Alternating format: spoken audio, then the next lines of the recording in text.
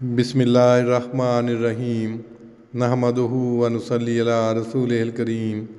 صحیح البخاری کتاب الوضو، باب ما یقول عند الخلاء، یعنی قضائے حاجت کے لیے جانے کے وقت کیا کہے۔ حدیث نمبر 142۔ حضرت انس رضی اللہ عنہ سے روایت ہے، وہ کہتے تھے کہ نبی صلی اللہ علیہ وسلم جب بیت الخلاء جاتے تو فرماتے، اللہم انی اعوذ بک من الخبث والخبائث، اے اللہ میں گندگی اور گندی باتوں سے تیری پناہ لیتا ہوں۔ اس حدیث کی تشریح میں لکھا ہے کہ اس باب میں جو دو لفظ الخبث والخبائث دعا میں وارد ہوئے ہیں، ان سے پہلے لفظ سے مراد ہر ایک ظاہری میل کچیل اور گندگی ہے، اور خبائث جو خبیثہ کی جمع ہے، اس سے مراد ہر ایک گندی بات، خواہ وہ دل کے خیال سے تعلق رکھتی ہو یا اعمال سے یا زبان سے۔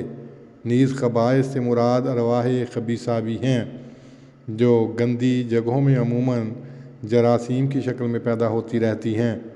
خبث جو خبیث کی جمع ہے، اس سے مراد گندا آدمی بھی ہو سکتا ہے اور گندی بات بھی۔ باب کے عنوان میں الفاظ عند الخلاء مندرجہ روایت کے مفہوم کو واضح کرتے ہیں کہ قضائے حاجت کی حالت میں یہ دعا نہ مانگی جائے، بلکہ اس سے پہلے جاتے وقت، جیسا کہ اس روایت کی دوسری سندوں سے ظاہر ہے۔ یہی جمہور کا مذہب ہے۔ فقہا نے یہ تعیین کی ہے کہ بیت الخلاء میں داخل ہوتے وقت اور باہر جنگل میں قضائے حاجت کے لیے بیٹھتے وقت دعا مانگے، اور جو بھول جائے تو دل میں دعا کر لے۔ امام مالک کے نزدیک مطلق جائز ہے کہ قضائے حاجت کی حالت میں دعا کرے یا اس سے پہلے۔ اللہم صلی علی محمد وعلی آل محمد کما صلیت علی ابراہیم وعلی آل ابراہیم انک حمید مجید۔